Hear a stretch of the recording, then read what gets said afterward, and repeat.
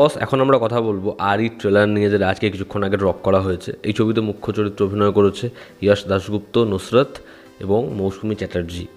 তো কেমন লাগলো এই ট্রেলারটা? এর যে গানটা এসেছিলো, আমি গানটার আলাদা করে রিয়াকশান ভিডিও বানাইনি, কারণ আমি অনেক পরে শুনেছি। আমি আগে গানটা নিয়ে দুটো কথা বলে নিই।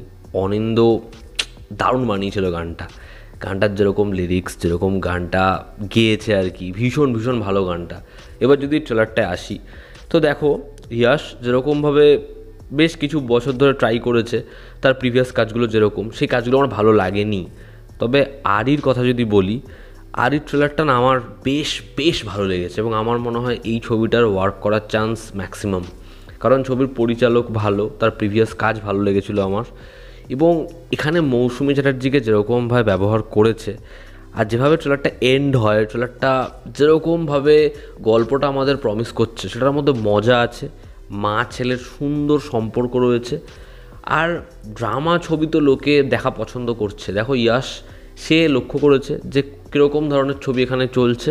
সে নিজের হাউসে সেরকম একটা ডিরেক্টর এনেছে, একটা সেরকম গল্প, এবং সে চেষ্টা করছে এবার এভাবে। আমার মনে হয় এবার ইয়াশের ছবিটা চলার চান্স সব থেকে বেশি। এবং সবাই এরকম ধরনের ড্রামা করছে, এটা বলে আমার মনে হয় আমরা ইয়াশকে দোষ দিতে পারি না। তার কারণ সে কিন্তু অন্যরকমভাবেও চেষ্টা করেছে, সে ছবিগুলো ওয়ার্ক করেছে করেন, আমি সেটাতে যাচ্ছি না। এই ছবিটা যদি গ্যাদে হতো, আরও 4-5খানা গল্পের মতো হতো, আমি তাহলে সত্যিই ক্রিটিসাইজ করতাম। হ্যাঁ, কিছু জিনিসপত্র টুকটাক আছে যেটা বেটার হতে পারতো, বাট ওভারঅল এই ট্রেলারটা কিন্তু ইমোশনাল যে কনফ্লিক্টটা, সেটা আমাদের সাথে কোথাও একটা গিয়ে অ্যাডজাস্ট করে দেয়, বা সেটা কোথাও একটা গিয়ে এমন জায়গায় পৌঁছে যায় যে আমাদের মনে হয় ছবিটা দেখব, যেটা একটা ছবির ক্ষেত্রে সব থেকে আগে হওয়া দরকার। এবং ইয়াশকে কিন্তু বেশ বেশ ভালো লাগছে, মানে মাস্কুলার লাগছে না, তাকে যেন খুব, সে যেন লিন হয়েছে মনে হয় ছবিটার জন্য। মানে মা এবং ছেলে দুজনের সম্পর্কের গল্প ট্রেলারটা আমাদের বলছে, এবং নুসরত যে একজন রাইটার, যে গল্পের দুটো চরিত্র খুঁজছে এবং মা ছেলেকে দেখে তার গল্প এগোচ্ছে। এবার মৌসুমী চ্যাটার্জির অ্যামনেশিয়া রয়েছে, তার মেমোরির একটা বড় পোর্শন ইরেজ হয়ে যাচ্ছে, এবং ছেলে সেটার সাথে ডিল করছে, যেখানে ছেলেকে কখনো তার হাজব্যান্ডের চরিত্র প্লে করতে হয়, কখনো তার ছেলের চরিত্র প্লে করতে হয়, বা কখনো বিভিন্ন ক্যারেক্টার্স প্লে করতে হয়। এবং ছেলে সেটাকে কীরকমভাবে প্রতিনিয়ত ডিল করে যাচ্ছে, তার কাজ, দৈনন্দিন জীবন সব ছেড়ে তাকে মায়ের জন্য আসতে হয়, কারণ তার জীবনে সব থেকে বড় অ্যাসেট হচ্ছে তার মা। এবার সে কি নিজের মাকে বাঁচিয়ে রাখতে পারবে, না দুজনের সম্পর্কে একটা বড় ফাটল তৈরি হবে? এর থেকে বেশি জানতে হলে আমাদের ছবিটা সিনেমা হলে গিয়ে দেখতে হবে। তো ট্রেলারের মধ্যে মজাও আছে, এবং মজাটা কোথাও একটা গিয়ে মৌসুমী চ্যাটার্জি হ্যান্ডেল করছে। এবং ট্রেলারের মধ্যে কিন্তু ইমোশনাল পয়েন্টও আছে, যেগুলো আমার মনে হয় অডিয়েন্সের ক্ষেত্রে ওয়ার্ক করবে।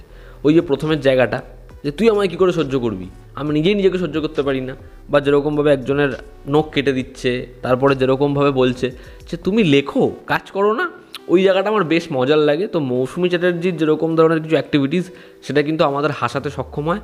ফ্যামিলি অডিয়েন্স বা একটু এজের অডিয়েন্সদের সেটা মজা দেবে সিনেমা হলে বসে, তার জায়গা ভালো লাগে। এবং এত বছর পরেও ইমোশনাল সিনসে বা তাকে যেরকম দেখতে লাগছে, খুব খুব ভালো।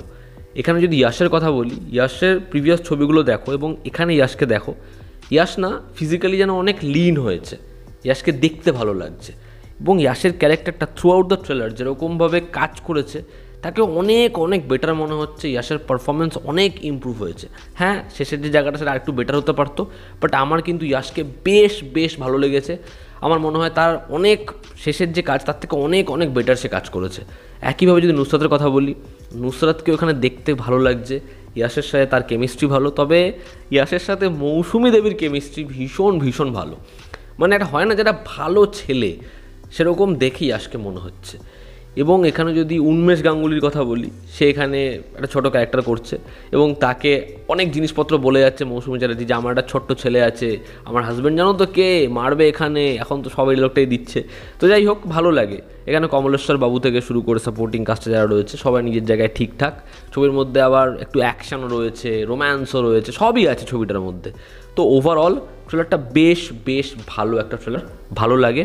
এবং আমি বললাম গানটা ভালো, তবে এই ট্রেলারের মধ্যে যদি গানটা ফিরে ফিরে আসতো, আমার মনে হয় ইমোশনাল পয়েন্টগুলো আরও ভালো ওয়ার্ক করতো। এবার যদি আমি ট্রেলারে খারাপ লেগেছে বলি, তো ট্রেলারে না দেখবে অনেকগুলো চরিত্র মিল করে করে কথা বলার চেষ্টা করে, যেটা শুরু হয় নুসরতকে দিয়ে, ওই রাগে অনুরাগে যেরকমভাবে শুরু করে ভালো লাগে, কিন্তু তারপরে যে এখানে অ্যান্টাগনিস্ট, সে একজন পলিটিশিয়ান, মেবি এই বাড়িটা নেওয়ার চেষ্টা করবে, সে যেরকম ধরনের প্লট পয়েন্ট হয়ে থাকে বা অন্য কিছু হতে পারে, সেই ক্যারেক্টারটা যেরকমভাবে কথা বলে, তার পারফরমেন্স নিয়েই বলছি না, বাট ওই যে মিল করে করে সংলাপ, সবাই সেটা বলছে, সেটা আমার ভালো লাগে না।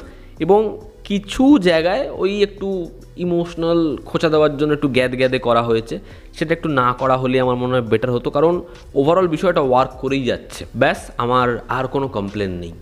ওভারঅল আরির ট্রেলারটা যথেষ্ট ভালো ট্রেলার, ইয়াশকে ভালো লাগছে, মৌসুমী চ্যাটার্জির সাথে তার কেমিস্ট্রি ভালো, এবং ওই যে মা ছেলের সম্পর্ক, এটা এমন একটা সম্পর্ক, সিনেমা কেজিএফ থেকে শুরু করে যে ছবিতেই সেই গল্পটাকে, সেই সম্পর্কটাকে যত্ন নিয়ে দেখানো হবে, লোকে দেখতে যাবে, লোকে সেটা দেখবে।